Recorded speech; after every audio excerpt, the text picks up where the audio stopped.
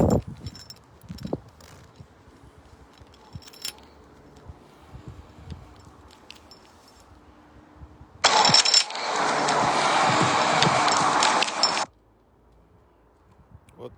Qu'est-ce que ça me fait comme ça?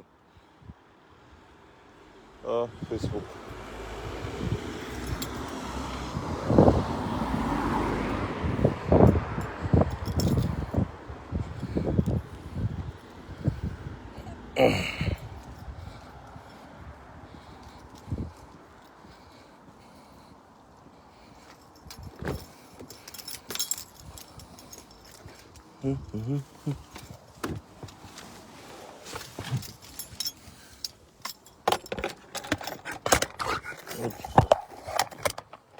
Excusez-moi les gars.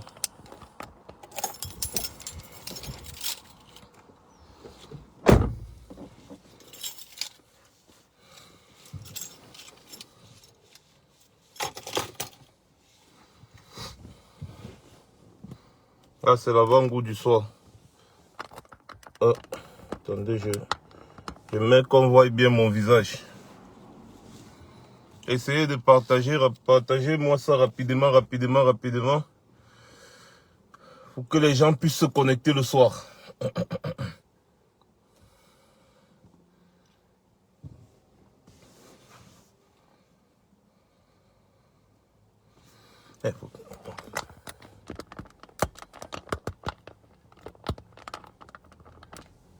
Voilà.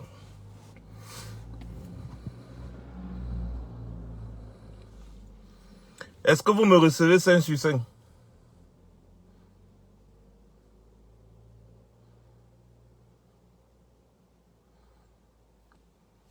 Si vous me recevez 5 sur 5, dites OK, on te reçoit 5 sur 5. Dès que vous dites OK, on te reçoit 5 sur 5, là je passe rapidement le petit court message. C'est 5 minutes, hein, c'est 5 minutes de direct les gars, c'est 5 minutes de direct, rapide. On partage. Avant ça, j'ai même eu reproche déjà que je vais d'abord faire.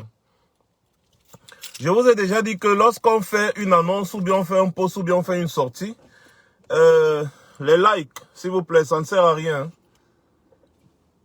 Les likes ne servent à rien.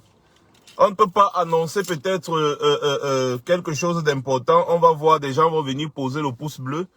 Et puis, personne ne fait un partage. C'est-à-dire, tu vas voir 1000 likes avec que 100 partages. Il faut inverser. 100 likes, 1000 partages. C'est comme ça que ça fonctionne. C'est comme ça. Il faut que les choses avancent. Il faut qu'on arrête avec le laxisme. On ne fait pas les publications pour que les publications soient likées. On fait les publications pour que les publications soient partagées. Les likes là, ça ne sert à rien puisque nous, on n'est pas des comédiens. On n'a pas envie de prouver une popularité ou quoi que ce soit. On veut que le message passe. Si vous voyez que vous êtes trop... si certains voient qu'ils sont peut-être trop orgueilleux pour partager une publication, ils peuvent très bien copier et coller sur leur mur pour faire passer le message. C'est ça qu'on veut. On ne veut pas de likes sur les publications. Même les commentaires, ça ne sert à rien. Tant qu'on ne fait pas un partage, les commentaires ne servent absolument à rien parce que ça va rester seulement entre nous. Ça ne va pas avancer. Les réseaux sociaux, c'est plus on partage, plus on touche du monde. Plus on partage, plus on touche du monde. C'est comme ça les réseaux sociaux. Voilà. Alors, bonsoir à tout le monde. Comme vous savez que j'aime toujours parler un peu comme ça là. Bon, ce soir à 22h30, heure de Paris, on va s'asseoir. Et on va maintenant parler. Qu'est-ce qu'on doit faire? Qu'est-ce qu'il y a à faire? Ce soir à 22h30, heure de Paris, on va parler. Vous voyez, les Sardinas sont toujours dans la distraction. Sachez que, comme je disais tout à l'heure, lorsqu'on fait quelque chose de bon, de grandiose, les Sardinas vont toujours s'agiter. Ça ne doit pas vous surprendre. Quand vous voyez les Sardinas s'agiter après une action, sachez que vous avez bien fait. Vous avez touché comme il fallait. Voilà pourquoi je vais encore dire un chapeau aux Amazones et à la brigade anti-Sardina qui a fait l'action, n'est-ce pas, à l'hôtel là où la fille de Bia se trouvait, pour dénoncer la gabegie financière, oui. Parce que cet enfant-là ne travaille pas pour pouvoir payer la nuitée à plus de 3 millions de nos francs CFA, non. C'est l'argent du contribuable. Son père a travaillé où dans la vie? Je mets n'importe quel sardinat ici au défi. J'appelle au défi n'importe quel RDPciste sardinat ici. Que chacun vienne me dire ce que Paul Biya a travaillé pour être multimilliardaire, pour être l'homme le plus riche du Cameroun. Depuis que Paul Biya a commencé à travailler, c'est dans l'administration camerounaise. Il n'a jamais travaillé nulle part. Il a travaillé dans l'administration camerounaise, Paul Biya. Donc, tout l'argent que Paul Biya a aujourd'hui, c'est l'administration camerounaise qui lui a donné. C'est-à-dire le contribuable camerounais, les Camerounais. Ce sont les contrats de nos minéraux. C'est l'argent du Cameroun qui a rendu Paul Biya riche. Comme on dit que Paul Biya est riche, en réalité, Paul Biya s'est enrichi avec l'argent du Cameroun. Pourquoi Paul Biya n'a jamais signé le décret pour mettre la mise en application de l'article 66? Hein? Pour qu'on essaye de voir la provenance des richesses de tout un chacun. Pourquoi il ne signe jamais? Depuis que le décret là existe, il n'a jamais signé. Parce qu'il sait que s'il met cet article en application, c'est mort pour lui. On va savoir que Paul Biya s'est enrichi illicitement. Et c'est avec cet enrichissement illicite que sa fille se balade partout, d'hôtel en hôtel. Si ce n'est pas à Dubaï, c'est partout. C'est l'argent du contribuable camerounais. Voilà. Donc, elle ne va pas venir dire aux gens comme j'ai vu, on m'a envoyé, disait qu'elle travaille dur. Tu travailles dur. Quelqu'un qui travaille dur ne peut pas payer la nuitée à 3 millions et poussière. Do you understand? Mais arrêtez de prendre les Camerounais pour des idiots. Donc, c'est l'argent du contribuable camerounais, je le répète encore, et je mets n'importe quel RDPciste ici au défi de prouver le contraire. Quand les sources d'argent tarissent, parce que vous devez savoir que les investisseurs internationaux ne veulent plus investir au Cameroun.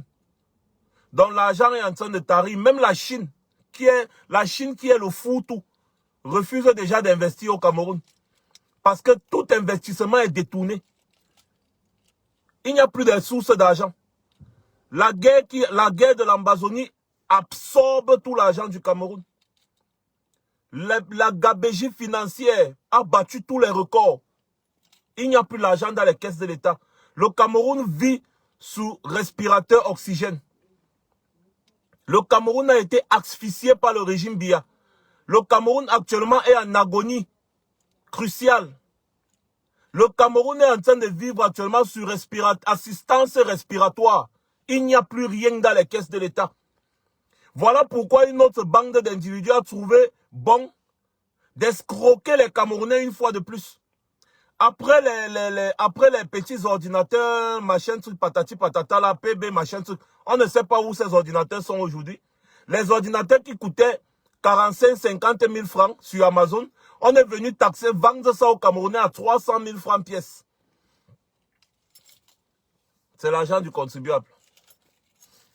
Aujourd'hui, on vient te dire que quand tu vas acheter un téléphone, c'est toi le consommateur qui va payer la douane du téléphone, qui va payer la taxe.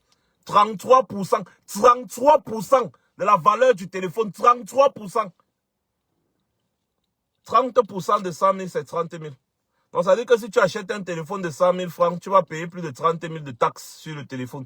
Donc, c'est toi maintenant qui dédouanes ton téléphone. Ils sont en train de créer des rentrées d'argent à gauche, à droite. Partagez un peu le live là, qu'on finisse vite. À 16h30, je finis. Ils sont en train de partager et de trouver des moyens d'escroquer encore plus, d'extorquer les Camerounais. Du coup, quand je reste comme ça, je regarde la réaction des Camerounais vis-à-vis de cette situation. Je me dis, écoutez, il faut arrêter de vous plaindre. Si vous ne voulez pas payer, grévez. Si vous ne grévez pas, payez. Parce que vous méritez. C'est vous qui financez tout ça. Donc vous méritez cette taxe. Je le dis, j'ai dit que ce soir, je serai très brutal. Je suis juste en train de vous expliquer que c'est une grosse escroquerie. Mais je ne vous empêche pas de payer parce que vous êtes fort pour financer votre propre domination. Vous êtes fort pour financer votre propre domination. Payez. Si vous voyez que vous ne pouvez pas payer la taxe là, grévez. C'est tout. Des deux choses l'une. Soit vous grévez, soit vous payez. Ce n'est pas nous qui allons encore venir les empêcher de vous escroquer.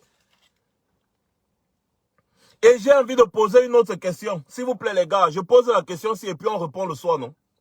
Est-ce que les RDPcistes ou bien les biaïstes qui s'agitent tous les jours là sont, comment dire, sont exonérés, si on dit comme ça en français.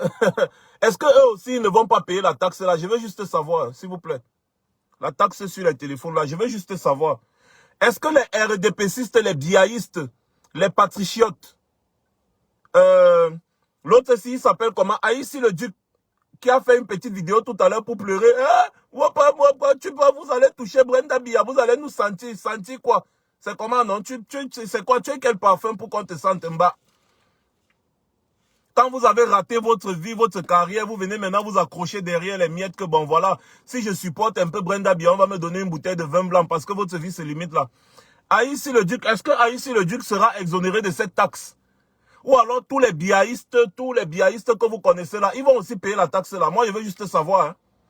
Parce que lorsqu'on dénonce la gabégie, la malgouvernance au Cameroun, eux ils pensent que c'est une affaire de je ne sais quoi.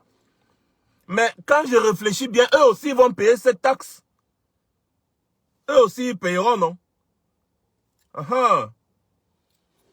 Bon. Les gars, vous savez, je suis en train de sortir. Je vais juste vous dire quelque chose. Le soir, nous devons être maximum nombreux. Comme on dit souvent, au maximum nombreux. Nous devons être très nombreux le soir. Parce que je ne vais pas mâcher mes mots. J'ai quelques mots à dire à certains responsables du MRC. Oui, certains responsables du MRC. J'ai quelque chose à dire à certains militants du MRC. Parce que vous êtes une bande de lâches. Moi je le dis, hein, vous êtes une bande de lâches. Voilà. Nous allons porter nos pieds ici là pour aller libérer le président élu de là où il est. L'équilibre de la terreur fait régner la paix. Rien que les militants du MRC qui sont à Yaoundé peuvent faire en sorte que la séquestration du président élu soit libérée. Puisque tout le monde dit que la libération du Cameroun, c'est une affaire du MRC, c'est une affaire du MRC. Je dis rien que. Donc, les sympathisants et militants, on ne veut pas compter le Camerounais lambda. Je parle juste des sympathisants et militants, seulement vous. Vous pouvez très bien aussi vous sacrifier pour votre président. D'abord, là on parle dans le cadre du parti politique. On ne parle pas encore de la globalité. Parce que quand on va englober tous les Camerounais, c'est encore autre chose. Donc rien que vous pouvez déjà lancer l'assaut avant que les autres Camerounais viennent vous rejoindre. Il faut arrêter avec les simagrées sur les plateaux télé. Vous devez gréver sur tous les plateaux télé, on vous appelle, vous ne débattez plus. Vous ne partez plus nulle part. Vous devez gréver pour qu'on libère d'abord le président. Vous montrez l'exemple aux Camerounais. Parce que quoi qu'on dise, là-bas au pays, là, c'est votre terrain. Ce n'est pas comme ici en diaspora. Là-bas au pays, c'est votre terrain. Vous devez montrer l'exemple. Donc si les autres Camerounais n'arrivent pas à se mobiliser, déjà que même ici en Europe, quand on dit mobilisation, on ne vous voit pas. La preuve, vous avez lancé 2, 3, 4 mobilisations, on n'a pas vu du monde. Vous comprenez que vous-même, vous n'êtes pas engagé. La libération d'un pays, ce n'est pas une affaire de s'inscrire dans un parti politique et s'asseoir, attendre et après chercher un poste. Non. C'est dans les choses comme ça. John Fundi, par exemple, en 90, il ne pouvait pas souffrir d'un truc comme ça. Mais les gars du SDF allaient se verser dehors. Waouh. Et puis les autres Camerounais allaient suivre. C'est comme ça. On a séquestré le président élu depuis.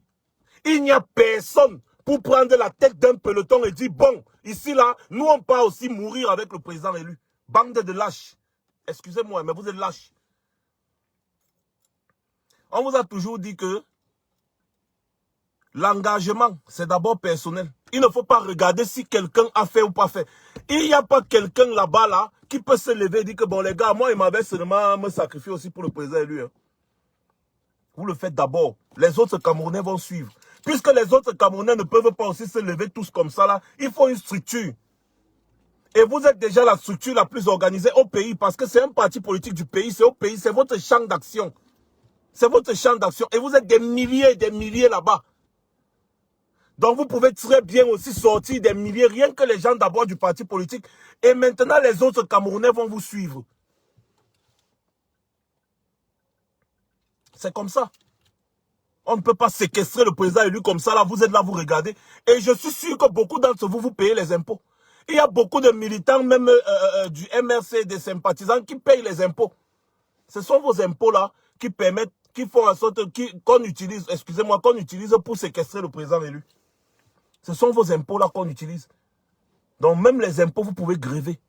Il y a beaucoup de choses que vous pouvez faire. Beaucoup, beaucoup, beaucoup. Que vous pouvez, d'abord vous, et les autres Camerounais vont suivre. C'est trop fort. C'est comme ça. Regardez-moi les autres cancres ici. L'autre vient dire on va arracher la béquille à ta maman. On va arracher la béquille à ta maman. Donc vous êtes encore sur ça. Bloquez-moi où c'est les prudences là. Bloquez-moi les bêtises là. Je vous ai déjà dit que je suis un homme. Hein. Si quelqu'un me laisse ici en Europe pour aller chercher ma famille, vous faites comme si on ne connaît pas ma famille depuis. Pourquoi les sardinas sont bêtes et idiots comme ça là, vrai. Le message pour le MS là, ce soir, je vais bien vous donner ça. Je vais vous donner votre dose. Maintenant, je vais juste conclure ce petit live si rapidement. Rendez-vous ce soir, 22h30, heure de Paris. 22h30, heure de Paris. On va se parler. Maintenant, je vais conclure cette petite vidéo rapidement avec un petit message pour certains sardinas qui s'agitent un peu beaucoup.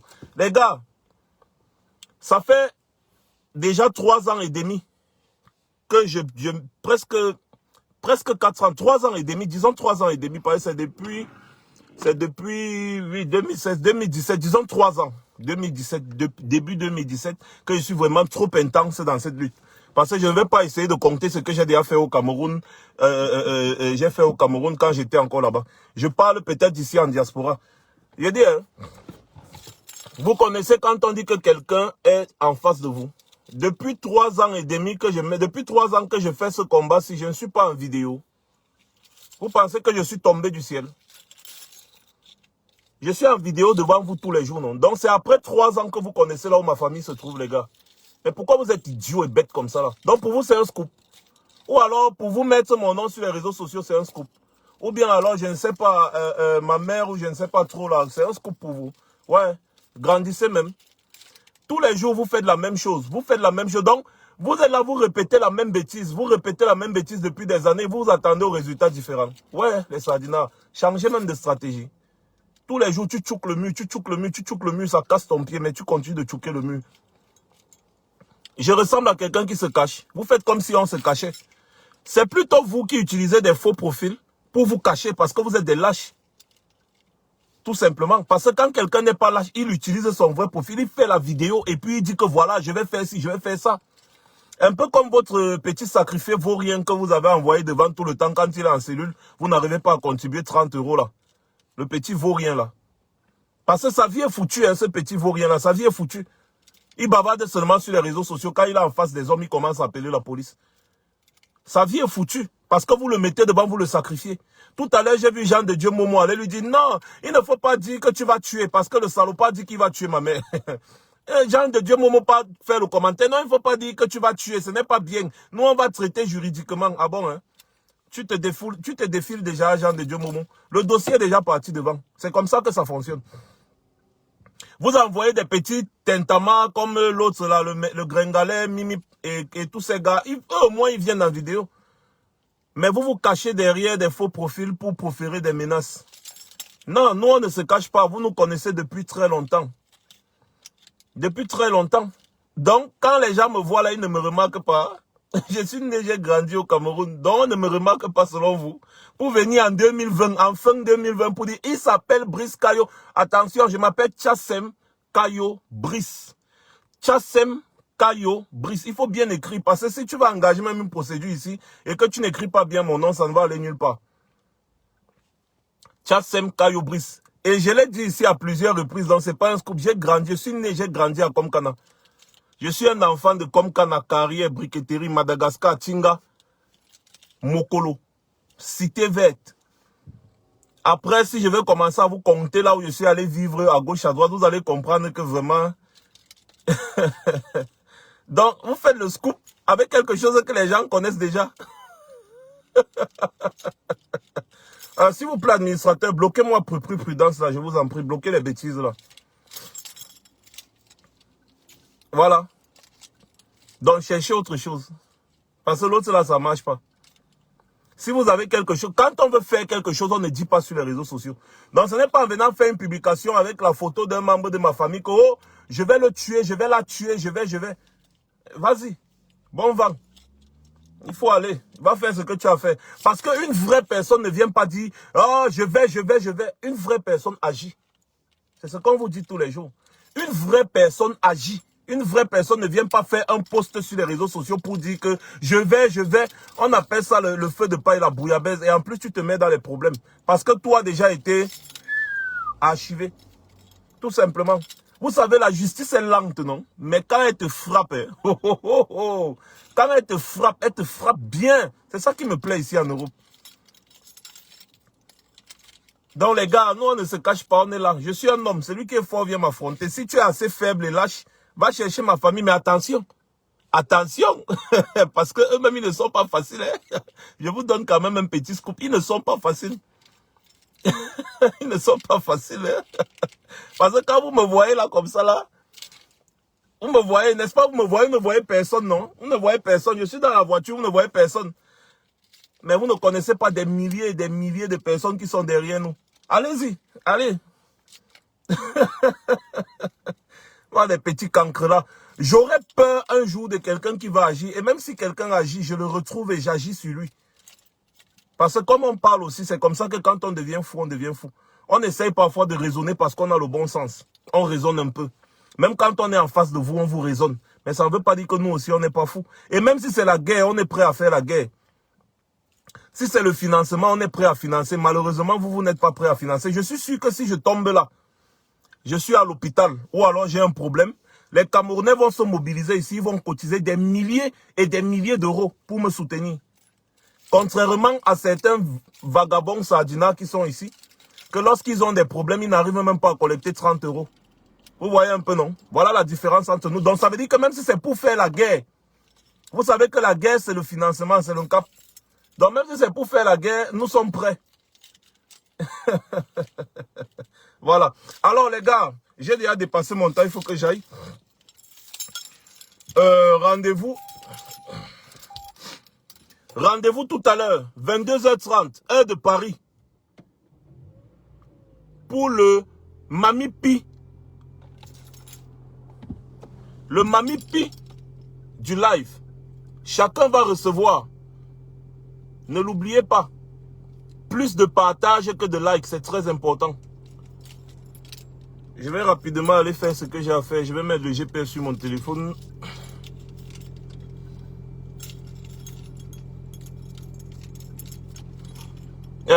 Écoutez, tant mieux, non? Celui qui dit qu'il n'a pas peur, il se trompe. Celui qui dit qu'il n'a pas peur, il se trompe. Un homme normal doit toujours avoir peur, à tout moment. Donc quelqu'un qui dit je n'ai pas peur, ça veut dire que c'est le plus gros peureux de la planète. Quand il se retrouve devant les gens, il ne peut plus parler. Moi j'ai peur. Mais la peur là, ce n'est pas l'absence de courage. J'agis quand il faut agir. Mais j'ai peur.